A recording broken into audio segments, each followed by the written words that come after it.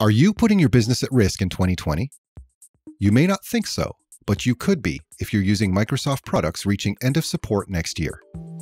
Microsoft won't provide security updates for popular business tools after January 2020.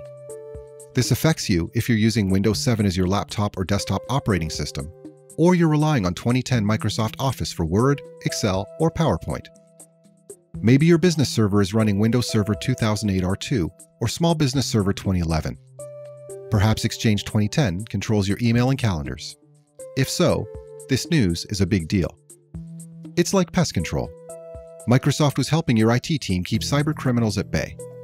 In 2020, they're going to stop trying to identify and fix any vulnerabilities. You might want to take your chances and stick with the Microsoft products you already have. If you do, you'll run the risk of costly data breach, malware infection, or other cyber threats. Instead, think of this as an opportunity to do business even better.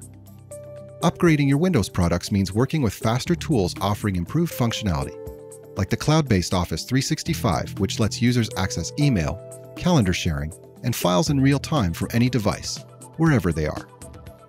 Don't wait to secure your PCs from cyber creepy crawlies.